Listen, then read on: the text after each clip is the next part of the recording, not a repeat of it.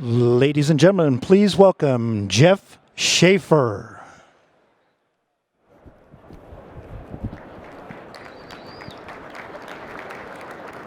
Good morning. It's my pleasure to welcome all of you to CA World 2016 and to talk to you in follow-up to Mike's keynote where he talked about the importance of change and the adaptability of change in terms of being able to long-term successfully compete in the markets and in the industries in which we participate. And fundamentally, one of the largest changes that's affecting our industry, which is really the change in the software development lifecycle and how do we generate a modern software factory. And with that, I'd like to talk a little bit about the context and the history of our industry. So as all of you know, we're in the third wave in which businesses have disruptively adopted technologies in business. The first wave was back in the 1960s when companies started to digitize the paper processes and the mainframe.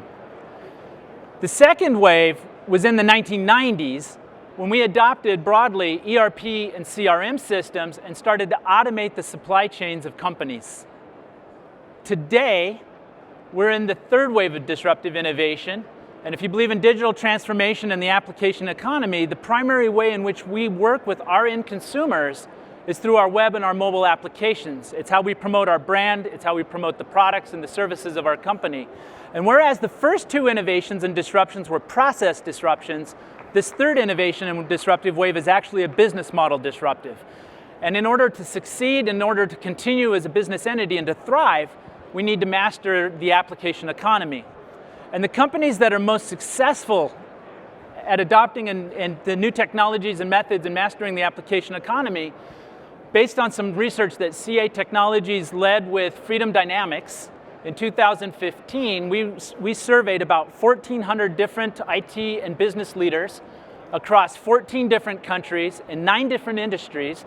And what we found collectively was that the companies that were furthest along in developing a modern software factory, that were furthest along in being able to engage their end consumers through their applications, web or mobile, actually were able to generate 2.5 times more revenue, 2 times more profit growth, and to generate 1.5 times more net new customers to their business than their peer group who were not as far along in adopting application economy technologies and processes. And that becomes really what becomes how we determine whether or not we'll succeed. Now, if we take that as the thesis, the challenge is what is everybody struggling with in order to adopt the application economy and be successful as we go through digital transformation.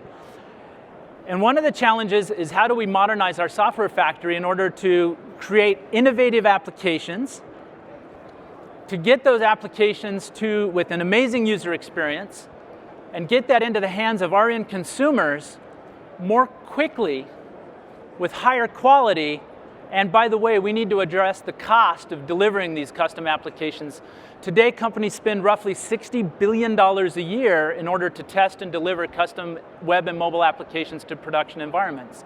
And what we find with speed is if we talk to the industry executives, you go out and you talk to the line of business executives, all of them are feeling the intense competitive pressure of the market today in order to get new innovation to market more quickly. Every company has an objective or a set of milestones that they're measuring around the level or rate at which they're bringing innovation to market. We also know that we've all had bad experiences with software. So think about the last time you've had a mobile application and that the mobile application didn't perform as expected. How long until you deleted the mobile application from your phone? The benchmark research is the first time that the mobile application fails in a consumer application, it'll be deleted from the phone within 30 seconds. That's how quickly you can lose a consumer in the application economy. So from there, we want to talk a little bit about what are the challenges then facing every organization that is developing these custom web and mobile applications. And the very first problem is that the existing methodologies are not keeping pace to the demands of the market, to the demands of the business. So when I talk to a number of companies, what I'm finding is that they may have 1,000 applications in their application portfolio, and that over 95% of these applications continue to use waterfall-based methodologies. Very few companies or most companies, most projects are still waterfall-based. And what are the challenges with the waterfall-based methodology is that everything is serialized from the planning, where we find that over 65% of the defects of an application are actually built into the requirements planning phase. We then serialize the progress through development, over the wall to testing, where testing struggles because the requirements were unclear, and they develop test cases with low requirements coverage, low code coverage. And then finally we move into release, where we have complicated release cycles. This process has caused that most applications in a waterfall methodology are still only releasing once every 2 years, once a year at most. And this is not sufficient for the rate at which companies are driving innovation today. And so how are we all addressing that? As I talked with all of your peer group, with all of you and your peers across the industry, companies are really investing in 3 core areas of innovation in order to improve their competitiveness around the application economy. First is the transformation and the movement to agile methodologies. The whole adoption of agile methodologies in the context of software development, which allows us to break down the iterations of our software development process into smaller chunks to be more nimble and agile in terms of responding to changing market requirements, becomes kind of a key part of the agile methodology. But what companies are generally finding after that is while the dev teams are up to velocity, the rest of the value streams, test, release, operations continue to operate in kind of the waterfall-based methodology, and that exaggerates and extends the release cycles. So the very next phase of innovation that companies are taking in their journey is after they've adopted agile methods and gone through agile transformation, they start to adopt a DevOps context. DevOps, however, means a lot of different things to so many different people. One of the key things around DevOps is, first and foremost, it's a culture. It's how does the application development team and the operations team start to come together and break down the silos across the functional responsibilities, create a single working group with the purpose of innovating an application, having an amazing user experience, and getting it out into production environments much more quickly so that it can serve the end consumers. The second part of DevOps is it's a change in the practices and the processes of an organization and how that comes together. And so once companies start to adopt that, they start to realize the third requirement, which is that they need to have a continuous delivery tool chain to enable both the agile development as well as the DevOps practice. And they start to look at how do I automate the end-to-end tool chain from development to the builds into the testing, whether or not it's unit testing to component to system to user acceptance into pre-stage and then on into production deployment. And so companies today that want to compete in the application economy have an incredible challenge, which is to manage the organizational change management and the innovation across not only the development methodologies and the planning processes of agile methods, DevOps and culture and practice, and then a new underpinning continuous delivery tool chain. And they have to do this in concert to unlock the value of the application economy and to win in digital transformation markets. Within the continuous delivery business unit here at CA, we are very laser focused in terms of how do we bring all 3 of these areas together, but primarily through the lens of the continuous delivery tool chain, which starts with a fully automated code pipeline at the core, and then being able to automate the end-to-end processes around the planning process and how do we take requirements and automatically translate those into user case studies and then into the test case, and through the development process, through the testing process, on into the release, and then finally into operations. And I'd like to talk to you a little bit today about where it is that we're investing and what you can continue to expect into the future from CA Technologies and continuous delivery. So first, we're focused on how do we improve the velocity of the development teams, specifically around continuous development. So number one is, as all of you know, last year we acquired Rally Software. We now have a market-leading position around agile management and how to use agile methodologies inside of an application development team. And with CA Agile Central, what we're finding is waterfall methodologies. If you look at that, the benchmark research indicates that in a waterfall-based project, the business requirements, that waterfall project will only be successful 7% of the time actually meeting the business objectives of the project. 7% of the projects will be successful. With the waterfall methodology, that average can actually go up to about 70% business success. The remaining 30% a lot of times is unclear business requirements. Not that any of us have ever had that as a shared experience. But it increases, a 10x increase in the probability of a project being successful and meeting a business requirement and outcome. Beyond that, once you've plugged into Agile Central, we've developed a new technology, an innovative technology inside of CA called the Agile Requirements Designer. With Agile Requirements Designer, it's a plug-in into Agile Central or other ALM tools like HPALM or Jira, et cetera, and that you're able to do a better definition of the requirements of the user story, and then to be able to use that in order to auto-generate the test cases and ensure that the testing receives 100% requirements coverage. I can give you an example within my own business unit, as we're a software development team, where we spent 6 weeks developing 380 manually developed test cases that gave me 30% requirements coverage. Using Agile Requirements Designer, we spent 2 days, automatically generated 1,700 test cases with 100% requirements coverage. From 6 weeks to 2 days, from 30% to 100% requirements coverage. It's a different approach. It's a very novel approach to how we do requirements and test case generation. We'd love to share more about that, but really trying to break the ground about how do you automate testing in terms of the overall application economy and the code pipeline.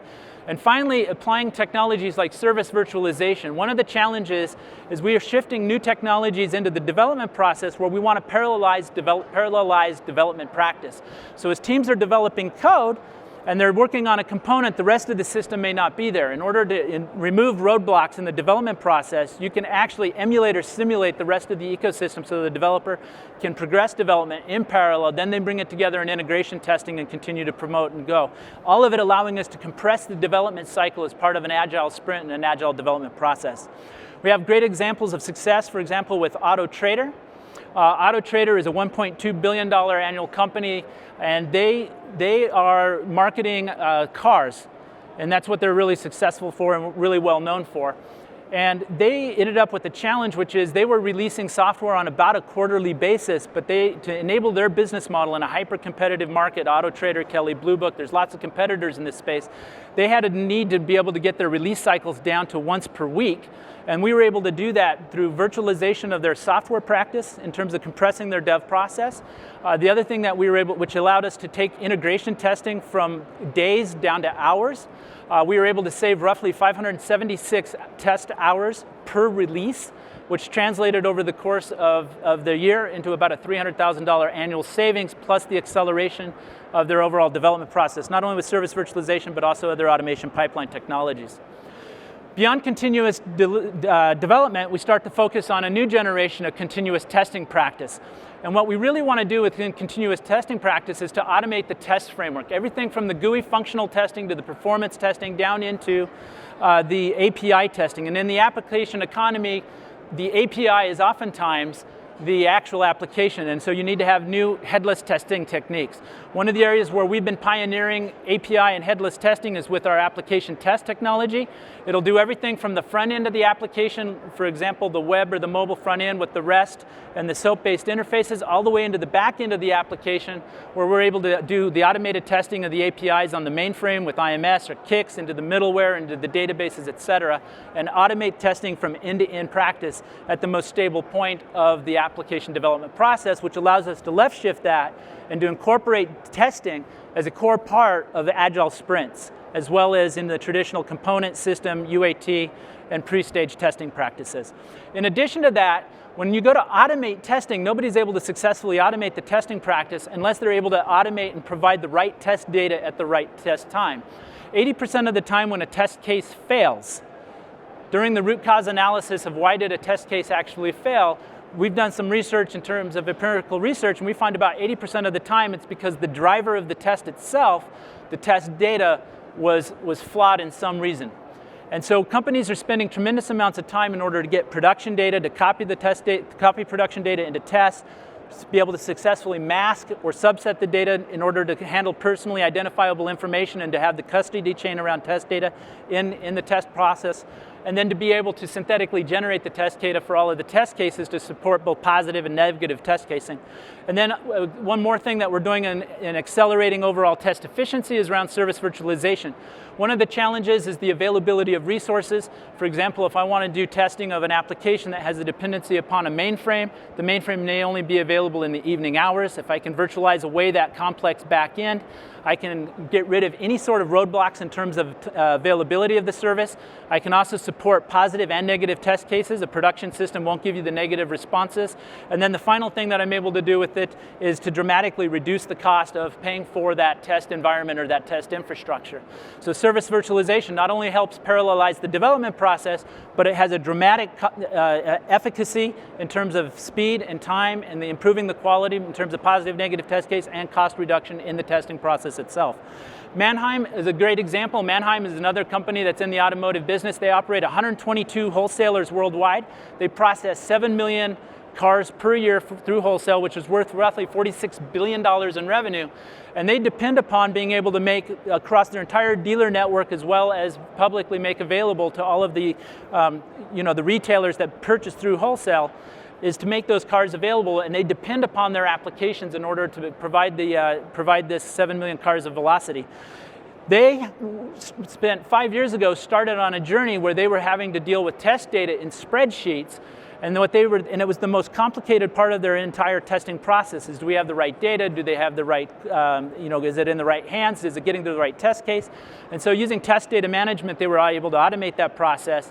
They were able to reduce the cycle time on their overall testing, and more importantly, they saved $1.1 million in labor costs on an annual basis handling test data. So significant improvements in velocity, quality, and the reduction of costs across development and into testing. In addition to continuous testing, I think all of you have probably seen and would like to introduce here at the show is that CA, we've recently acquired a new member of the family, which is BlazeMeter. I hope all of you have a chance. I invite you all to learn more about BlazeMeter. BlazeMeter is a really important part of how do we implement continuous testing in the performance testing space. So as you have these consumer-facing applications that promote the brand, the products, and the services of your companies, the question is what's the experience of all of those consumers in terms of how do they interact with you? And one of the key things with BlazeMeter is it's built on an open source project. So one of the key things is we are directly evolving towards the open source direction inside of the industry.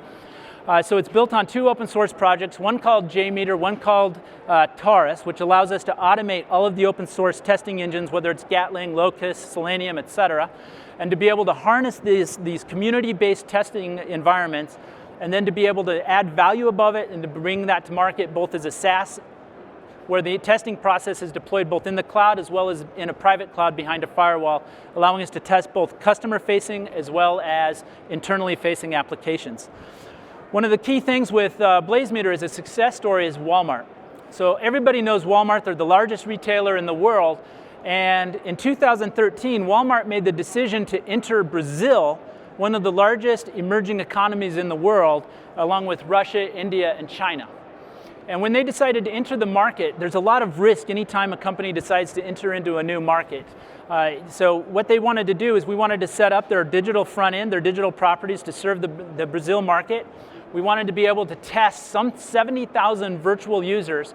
And so we were very quickly able to adopt BlazeMeter in order to do the testing of not only their website, their web navigation, the catalogs of products and services, the whole order entry and billing system. And through that process was able, with the development team, to systematically improve the performance of their customer-facing applications by 700% in order to meet the volume and the demand of the Brazilian consumer base interacting with Walmart and be able to support a successful entry to the market. More importantly, it wasn't just done in the traditional user acceptance testing phase. Once you start looking at performance of a consumer-facing application, we start to left shift the performance process into the development practice. So what happens is when a developer builds a component, you actually want to do performance testing of the individual components to see if the components are stronger or weaker so that you have a good inference as to whether or not the application will continue to perform in production environments.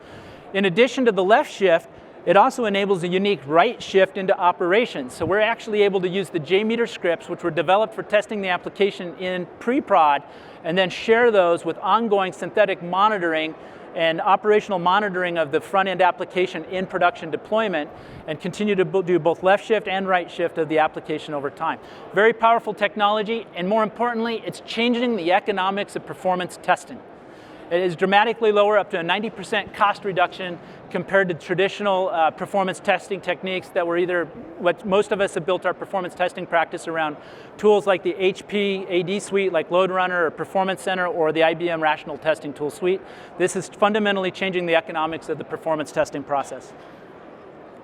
In addition to that, I'd like to talk briefly about continuous release. This is at the heart of any continuous delivery pipeline, is how do we automate the code through the pipeline.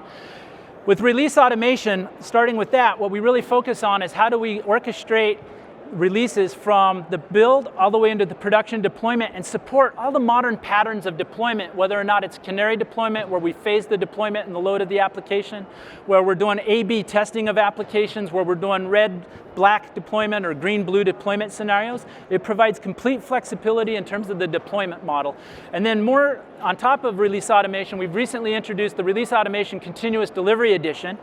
Continuous Delivery Edition allows us to collect the data and to analyze the data of every step in the software development lifecycle and drive continuous improvement of our code pipelines. So we're able to look at the success of how do requirements flow from the planning process all the way to production operations, answer the hard questions like what is the new feature set of the application in production, where is any given feature in the release pipeline, and more importantly, to look at which software development teams are successfully progressing from the builds versus broken builds, from builds into testing, and how did they fare in the testing practices.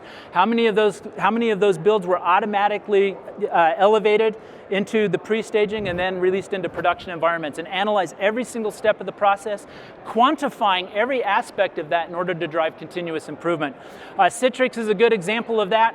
It's an internal use case. They're delivering software to their internal consumers. They were releasing once per year. They needed to get that down to once per week in order to keep pace with the demands of their using community. And using the release automation software, we were able to successfully do that. Just through the basic application of release automation and automating the manual process steps, we were able to reduce the cycle time of the release by 80%. The second phase is to take their custom applications, and as we re-architected the applications and worked with them, we broke down monolithic applications into a modularized application built on components and microservices, and that allowed us to elevate the productivity not only from an 80%, but then to go up to a further 94% in terms of the compression of the cycle time of the release process. Very successful example. Now, one of the challenges with continuous delivery is we've talked about how do we enable applications from planning and development all the way into production more quickly through continuous development, testing, and release. One of the things that's most important about that is how do we integrate as part of an ecosystem. Now, we look at the heart of this really being the code pipeline built around Release Automation Continuous Delivery Edition, where we're providing the orchestration and the automated flows. We've orchestrated and then tied in and integrated the full of the CA portfolio, all the way from Agile Central, all the way into our Agile Operations products. And then more importantly though, we know that we're not alone in an ecosystem of products, that we actually have for us the integrated continuous delivery ecosystem with integrations across various build systems, testing tools, different types of testing, from quality testing to functional testing, security testing, open source software testing, et cetera, all the way into the APM portfolio and broadly around the ecosystem. And further than that, we're very proud to announce that we are one of the founding members of the DevOps Express consortium. This consortium was sponsored by Sonatype and CloudBees, and the premise is there's a huge gap in the industry today between the concepts of agile DevOps and continuous delivery and real-world implementation. Everybody is currently in the process of trying to find out, kind of put it together for themselves, because there's no prescriptive guidelines. The goal of the DevOps Express consortium, and the reason these 14 founding companies came together, including both CA and BlazeMeter as 2 of the 14, is because we believe that there's an opportunity in order to make this easier and to better for all of us. And so the goal of this is that we have a consortium, we have the connections across this industry, across the various types of new tool chains that enable a continuous delivery tool chain, to look at how should we be prescriptively putting together the code pipelines and automating the end-to-end tool chain, making sure that we build those linkages, and then supporting all of you and your peers across the industry as we work together in order to make that advance forward. I invite you to learn more about the DevOps Express consortium. It's an industry-first DevOps panel with this focus about making these things real, not just in concept, but in practice. And then just briefly, as I look forward into the industry and what we need to do to be successful going forward, fundamentally is how do we continue to innovate. And this innovation from CA, you'll see it in 3 very specific areas, and I'd like to talk to you today. We're very focused in terms of how do we take the continuous testing and the continuous release processes forward, allowing us to shift left, so testing moves into the Agile sprint and it's done at the build and at the unit testing level, at the component, the system, the integrated system testing, user acceptance, and then finally how do we shift right, where how do we use production and non-production data together in concert. And so you'll see us continue to do that. A great example of using production data in terms of, we talked earlier about BlazeMeter and being able to do the things like the load testing. As we load up an application or a web application, we can do deep instrumentation of the back-end application server and tie the two data sets together so that as we load an application, we can see deep into the back end exactly what's performing, what's not performing, and continuously improve that in the development process in order to meet the market and the industry requirements.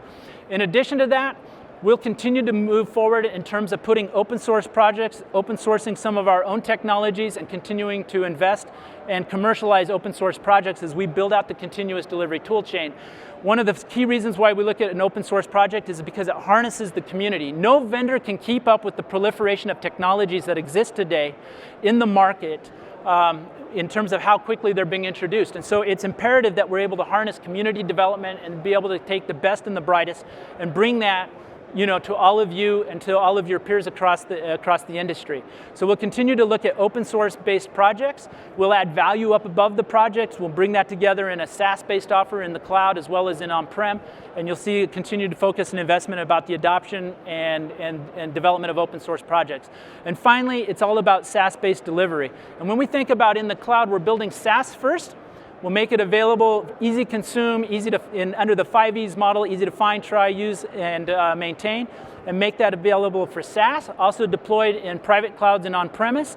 BlazeMeter is a great example of that, and we'll continue over the next year. You'll see the portfolio moving to SaaS-based delivery, and then we'll continue to make big investments in that. Now, I know that you all have choices as you look at who would you partner with around your DevOps and your continuous delivery practices. And I'd like to just call out to you that within the market, we are very focused on this space. We have market-leading products. We are number one around our service virtualization, test data management. We're a leader in the Gartner Magic Quadrant around application release automation software. We're very happy to have the leading performance testing and SaaS come with JMeter into the project. We're well recognized within IT Central. It's kind of the Yelp of the technology industry. We were recently recognized by Test Magazine as one of the top 20 vendors in terms of the continuous testing and delivery spaces. And we have a number of successful DevOps coaching and agile transformational coaching practices and been successful with 5 of the top 5 telecom companies, 4 of the top 5 retailers, and 4 of the top 5 banks. And we're very proud of that. And working with all of them and kind of really the focus on the continuous development, testing, and release product set, we're actually getting real results and measurable improvements in terms of the velocity of the code pipelines and all of the application economy. 20 times faster release deployments, where companies are able to go from one release up to 20,000 or 30,000 per month. We're seeing reductions in defects and improvements in product quality.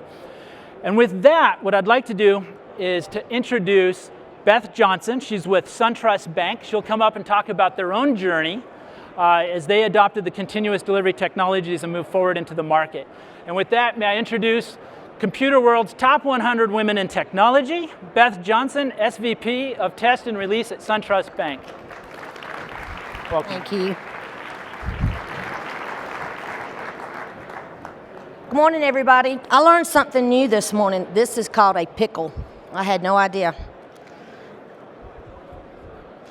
So, as Jeff talked about, we're actually on a transformational journey.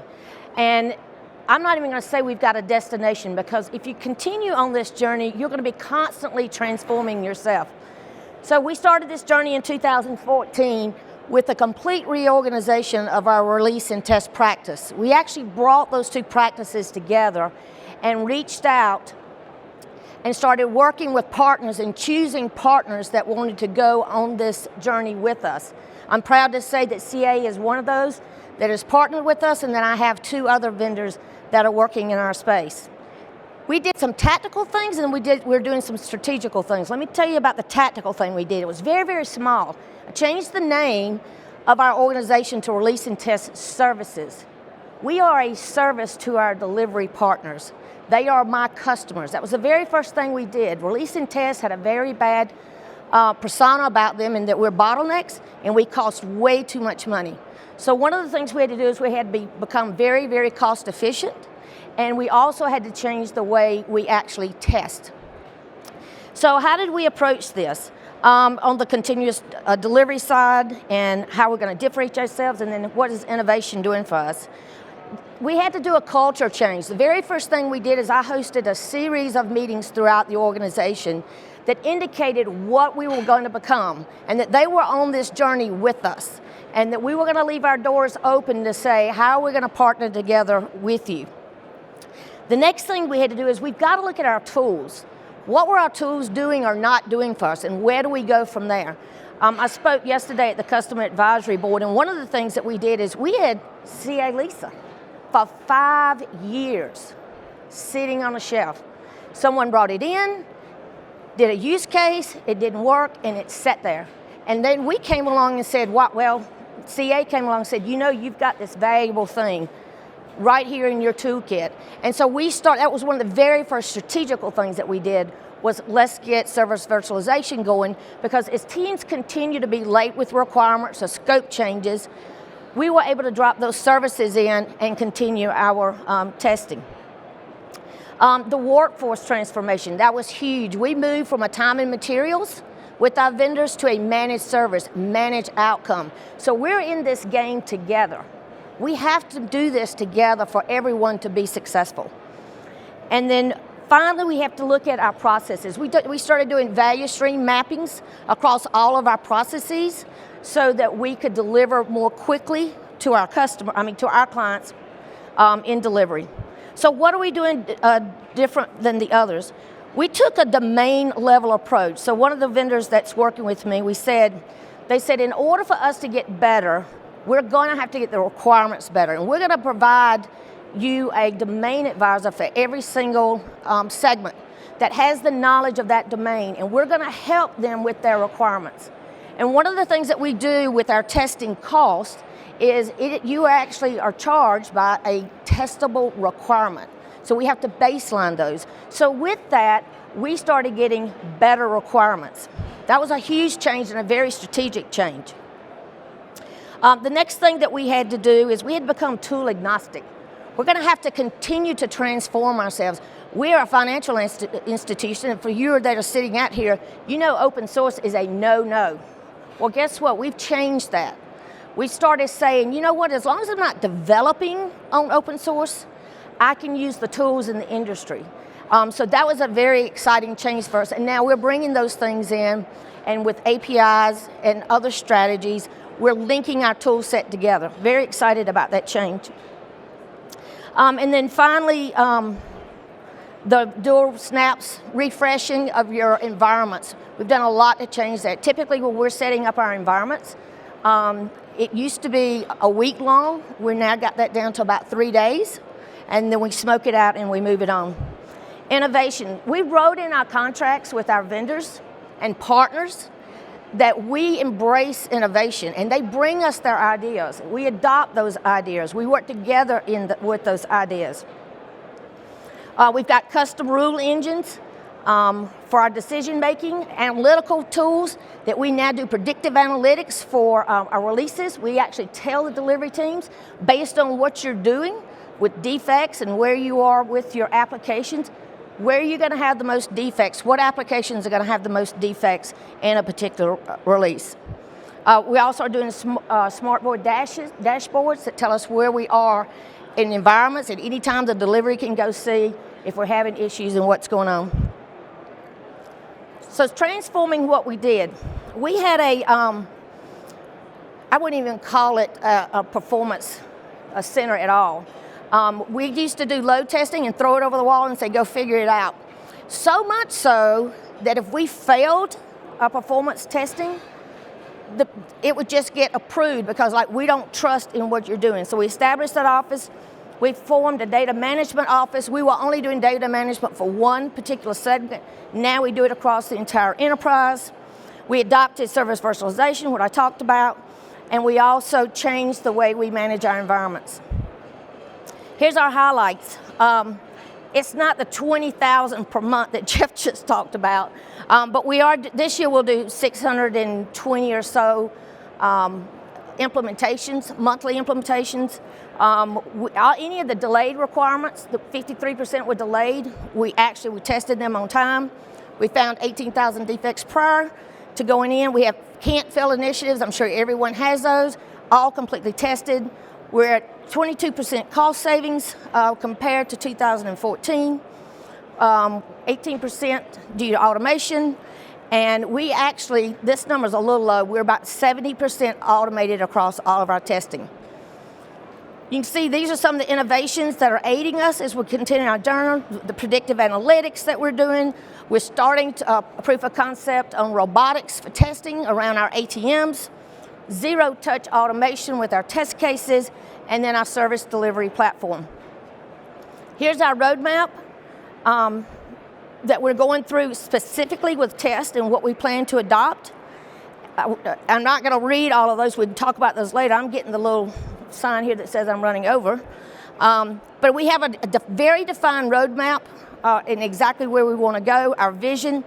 And then finally, this is what we're going to have to do. The touchless automation, service virtualization, data virtualization, pick the right tools, pick the right partners, and in-sprint automation. Here are some of our highlights. My deck will be available to you, and we'll be taking questions later. It is a journey, not a destination. With that, two last things to wrap up. One of the opportunities for what else is possible here at CA World. What I'd like to invite everyone to do is to attend some of the additional sessions. The one I'd call out is the Women of DevOps panel. Beth and Helen and a number of other leaders will be presenting at the Women of DevOps panel. It'll be moderated by Aruna Ravichandran. She is one of the top 100 women in technology in the Silicon Valley, and she and the rest of the panelists will talk about all of the challenges of DevOps, starting with the culture and how did the processes change and the tool sets change, and everything that required in terms of getting to a practical real-world implementation. Additionally, what I'd like to call out is what was asked last year, is invite right behind us in this area with the green is to see the end-to-end integrated automated testing from requirements to the requirements development, all the way into production deployment of an integrated end-to-end continuous delivery demo. That's available. It takes about 15 minutes to see, but it shows everything that's integrated and working together and the outcomes or the results you could expect in partnering with CA Technologies. And then finally, we have a complimentary book signing of digital DevOps for digital practitioners and thought leaders. This is actually a very interesting book that Aruna Ravichandran and two additional members of the team, Kieran Taylor and Peter Waterhouse, it's a collaboration that they've done with a number of yourselves as well as your peers across the industry to pull together all of the best practices that shows a framework, the metrics, and some of the success or the key insights that were required in order to get to a successful DevOps deployment inside of a company. They'll be hosting a live book signing, and it's available free for the first 250 people to show up and collect a book. So I invite you to do that. And then one final thing is I would like to recognize among all of you, some of your peers across the industry who have been very successful around implementing and progressing DevOps with vision, impact, and progress this year. First and foremost, I'd like to recognize Richard Jordan, who is with the core engineering team at Nationwide in terms of how they pulled together test data management, incorporated it into their process to automate their testing practice. It was a 5-year journey from Excel spreadsheets into a fully automated system, and we'd like to recognize them for their vision and their driving innovation within the industry that we can all now scale upon. Secondly, I'd like to talk about impact with the EchoStar engineering team with Monica Tangwe, Donald Bucklow, and also Carl No. They had to increase the velocity of their releases and the implementation of a code pipeline, and so they made a significant impact for EchoStar and how they serve content to companies like Bell Canada and Dish Networks in Canada. So fantastic success there. And then finally, with progress, I'd like to call out and recognize the Area Vice President, Matt McComas, as well as Area Vice President Wesley Miller for both their critical application infrastructure, QA, and engineering test processes in terms of how they've made progress around implementing continuous delivery delivery within GM Financial.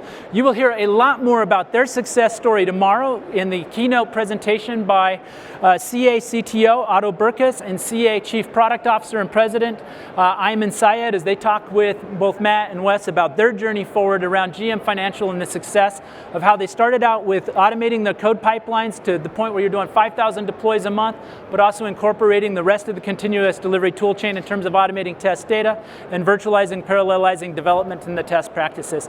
And so with that, I'd like to call out a warm welcome and recognition for these three companies and their teams who are leading the development of the continuous delivery thoughts and progress in the industry. So congratulate all of them. Thank you.